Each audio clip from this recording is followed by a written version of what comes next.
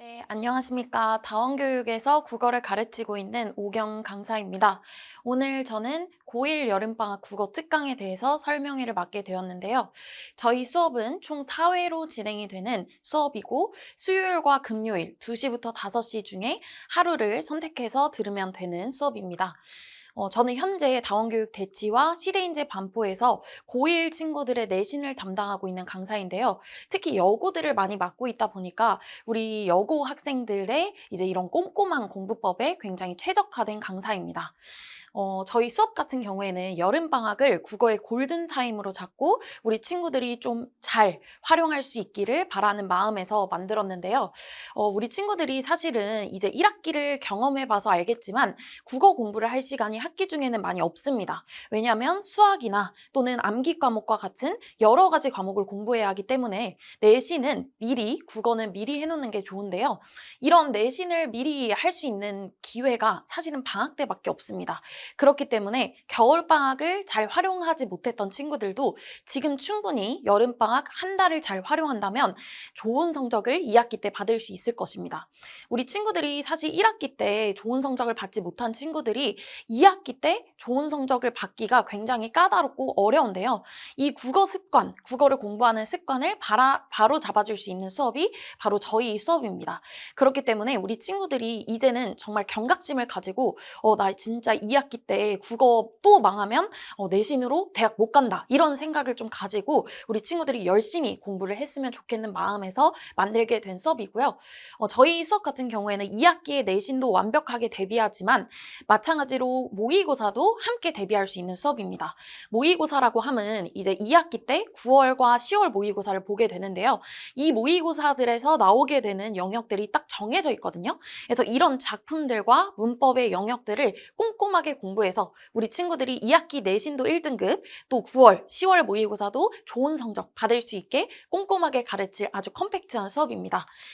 저희 수업은 문법과 고전 시가를 공부하게 되기 때문에 해당 영역에 대해서 간단하게 설명을 드리고 마지막으로 제 수업 소개를 하고 마치도록 하겠습니다. 우선 첫 번째로 문법 영역인데요. 문법 영역은 사실 1학기 때 의문 변동과 문법 요소를 모든 학교들에서 배웠습니다. 그럼 이제 2학기 때는 무엇을 배우냐? 중간고사에는 한글 맞춤법을 공부하게 되고 2학기 기말고사에는 중세국어를 공부하게 되는데요.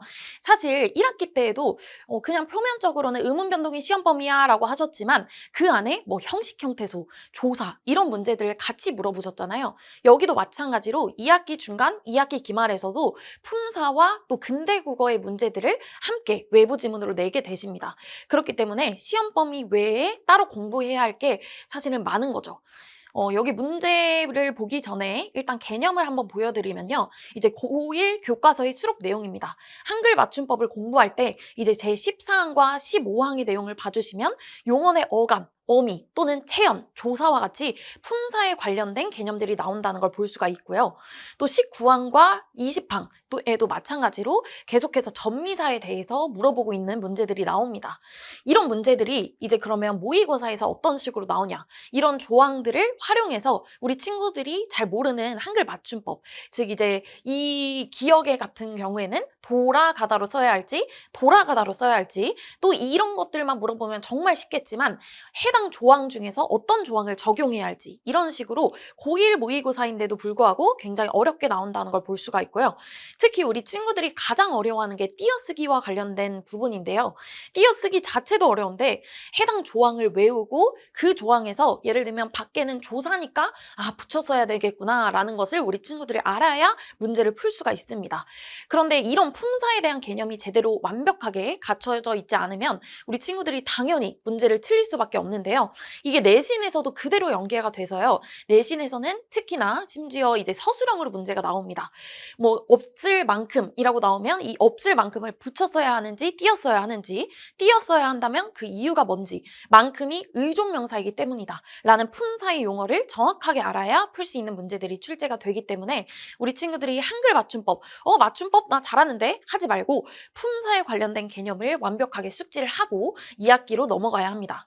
마찬가지로 이제 중세국어도 똑같은데요. 사실 중2 교과서를 봐주시면 그냥 재미있게 미음은 그냥 입술을 흉내내서 난 모양을 본떠서 만든 이제 자음이다. 또는 기역에서 키읔이 만들어진 것이다. 이 정도의 이제 문제만 나왔다면 이제 고1 교과서에 수록된 내용을 제가 그대로 가지고 온 부분인데요. 이 부분은 이제 제가 교재로 수록한 부분입니다.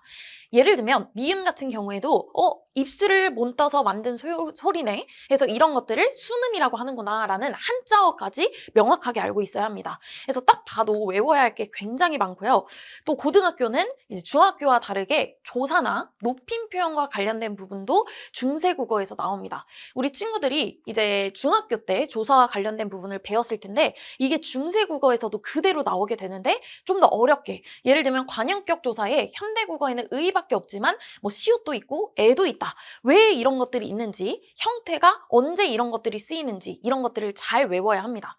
높임 표현도 우리 친구들이 1학기 기말고사 때 다 현대국어에서 배웠던 부분이잖아요. 근데 사실 이거를 중세국어에서 똑같이 배우게 됩니다. 그렇기 때문에 현대국어에서 우리 친구들이 조금 개념이 부족했다면 중세국어에서도 당연히 틀릴 수밖에 없는 거죠. 문제로 이제 보여드리자면 고1 기출문제인데 사실 이 문제도 딱 봤을 때는 너무 어려워 보이지만 사실 현대국어만 문제를 보면 사실 쉽게 풀 수 있는 문제거든요. 근데 이런 요령을 익히기보다는 앞에 나왔던 개념들을 완벽히 숙지해야 문제들을 쉽게 풀 수가 있습니다. 그렇기 때문에 저는 수업 시간에 이런 요령보다는 우리 친구들의 개념을 좀 완벽하게 숙지할 수 있게 도와주는 수업이라고 봐주시면 되겠습니다. 이런 것들이 이제 내신에서도 마찬가지로 이런 식으로 변형이 되기 때문에 우리 친구들이 현대국어에 대한 조사에 대해 완벽히 알고 있어야 중세국어에서도 완벽히 좋은 성적을 받을 수 있겠습니다. 그래서 저희 수업 같은 경우에는 해당 내용에 대해서 OX 문제를 또 꼼꼼하게 가르치고요. 다음으로는 수능형 문제로 우리 친구들이 모의고사 기출을 좀 볼 수 있도록 제가 가르칠 거고, 마지막으로 이제 지엽적인 내신형 문제까지 완벽히 볼 수 있도록 할 겁니다. 그래서 우리 친구들이 다양한 문제들을, 예를 들면 한글 맞춤법 과 중세 문법에서 이제 각각 150문제 이상씩 풀어볼 수 있도록 제가 많은 문제를 제공할 겁니다. 물론 이제 이 여름방학을 활용해서 이 모든 문제들을 풀기에는 좀 어려움이 있기 때문에 이런 부분들을 제가 이제 미리 나눠줬다가 답지도 함께 배부를 할 거기 때문에 내신 때 이 부분을 좀 활용해서 우리 친구들이 문제를 또 활용해서 문제를 풀 수 있도록 내신 대비를 꼼꼼하게 할 수 있도록 배부를 하는 겁니다. 네, 두 번째로 이제 고전시가 영역인데요. 고전시가를 제가 이제 주요 교과서를 딱 정리를 했을 때 크게 4가지 갈래가 나옵니다. 2학기 때는 향가, 시조, 고려가요, 가사가 나오게 되는데요. 사실 향가 같은 경우에는 제막매가는 우리 친구들이 중학교 때 이미 공부한 부분이기도 하고 사실 절반이 이제는 나오지 않는 부분이기 때문에 이번에는 제막매가는 보지 않으려고 합니다.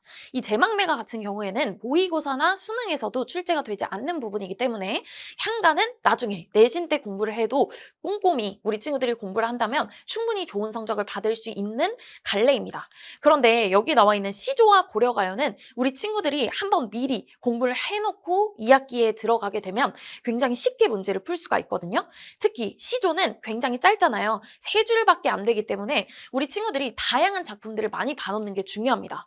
왜냐하면 미래엔을 쓰는 교과서라고 해서 500년 도읍지를 이라는 시조만 나오지 않고요. 여기에 나와 있는 다른 시조들이 외부 지문으로 나오게 됩니다. 그렇기 때문에 저는 여기에 나와 있는 모든 시조들을 우리 친구들과 함께 여름방학을 활용해서 공부를 할 예정이고요. 또 제가 굉장히 많이 고민을 했습니다. 고려가요와 가사 중에 어떤 거를 우리 친구들과 공부해야 좋을까? 그런데 사실은 요즘에는 이제 가사는 사실 2작품밖에 안 되고 사실 고려가요가 굉장히 다양한 작품들이 나오고 있는데요. 특히 이제 천재 김수학을 사용하고 있는 은광여고 같은 경우에는 프린트로 고려가요에 관련된 작품들 5가지 작품을 주시고 해당 작품들을 비교 대조하는 문제를 작년에 출제를 하신 바가 있기 때문에 요즘의 추세는 좀 고려가요, 가사보다는 고려가요에 초점이 맞춰져 있구나 라는 걸 제가 알게 되었기 때문에 2025 개정 방안에서는 우리 친구들이 시조와 고려가요를 미리 공부하고 가는 게 좋겠다라는 생각을 하게 되었습니다. 그래서 짧지만 우리 친구들과 3주차, 4주차에는 시조와 고려가요를 완벽하게 공부를 할 예정인데요. 저희 수업 같은 경우에는 갈래별로 학습이 진행이 되다 보니까 시조는 어떤 특징을 가지고 있는지, 시조 중에서도 평시조, 또 기녀시조, 또 사절시조의 특징을 완벽하게 공부하고 넘어갈 수 있고, 또 다음으로 가사, 고려가요도 마찬가지로 우리 친구들이 보기에는 가실이 청산별고 서경별고 이거 차이가 뭐지? 좀 어려울 수 있지만 각각 갈래별로 이제 특징이 있거든요. 그리고 또 작품별로 어떤 주제를 가지고 있는지 사실 고려가요는 나오는 작품들이 딱 5가지로 정해져 있습니다.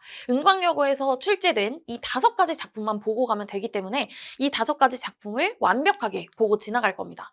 그리고 우리 친구들이 사실은 아까 말씀드렸다시피 이제 시험 범위에 나왔던 시조나 고려가요 외에도 외부 작품이 요즘에는 많이 나오기 때문에 해당 외부 작품이 나왔을 때 낯선 작품도 쉽게 접근할 수 있도록 수능형으로 공부를 진행할 겁니다. 그래서 너무 내신형으로 달달 외우는 수업은 나중에 이제 내신 기간도 있으니까 우리 친구들이 이제 새로 처음 보는 작품들도 좀 쉽게 파악할 수 있도록 제가 꼼꼼히 가르칠 거고, 마지막으로 아까 말씀드렸다시피 요령도 중요하지만 이런 요령과 관련된 부분은 충분하게 개념을 학습한 다음에 공부를 해도 늦지 않기 때문에 우선은 문제풀이의 정석, 또 개념을 완벽하게 숙지하는 수업이라고 봐주시면 되겠습니다.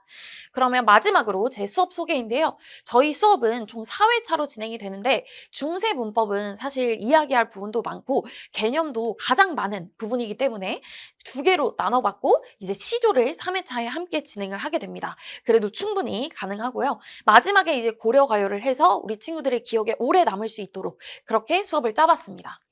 저희 수업 같은 경우에는 수업 전후 1시간 클리닉이 있는데요. 아까 말씀드렸다시피 2시에서 5시 수업이지만 1시까지 우리 친구들, 모든 학생들이 필수 클리닉으로 참여를 하게 되고요. 이 1시간 동안 미리 숙제를 채점하고 저와 1대1로 오답을 하는 진행하는 그런 시간입니다. 그래서 저는 조교 선생님을 쓰지 않고 제가 직접 우리 친구들의 질의응답을 받아주고 있기 때문에 우리 친구들이 이런 부분을 어려워하는구나 라는 부분을 잘 알고 있는 강사입니다. 그래서 이런 부분을 수업 시간에 녹여서 한 번 더 이야기를 해줄 예정이고요. 또 매주 10분 미니 모의고사도 마찬가지로 클리닉 시간을 이용해서 딱 진행을 하기 때문에 3시간의 수업에서는 딱 수업만 진행을 할 예정입니다. 2번째로 우리 친구들이 내신 때 잘 활용을 할 수 있도록 우리 친구들별로 틀렸던 문제를 다 제가 취합을 해서 변형 문제를 만들어서 마지막 시간에는 오답 노트를 배부할 예정입니다. 그래서 우리 친구들이 소장 가치가 있다고 막 2권, 3권씩 달라고 하는데요. 이런 부분들을 제가 코멘트도 함께 배부를 하기 때문에 우리 친구들이 내신 기간에 잘 활용을 할 수 있는 그런 부분입니다. 3번째로 학생별 진행 상황표인데요. 우리 친구들이 사실 국어 전문 학원으로 많이 가는 이유가 좀 단과 학원은 학생 수가 많다 보니까 좀 전문적인 이런 관리가 좀 부족하지 않을까라는 걱정이 많더라고요. 근데 저는 우리 친구들별로 한 명씩 개별로 우리 친구가 1주차에서 풀이는 했지만 어디까지만 오답을 했다. 뭐 이런 부분들을 제가 다 체크를 해놨다가 우리 친구들이 이제 예를 들면 다음 주 클리닉에 왔다라고 하면 너 저번 주에 이 부분 아직 안 끝났잖아. 그러니까 이 부분부터 끝내고 2주차 오답을 하자. 이런 식으로 좀 체계적인 관리가 가능한 수업입니다.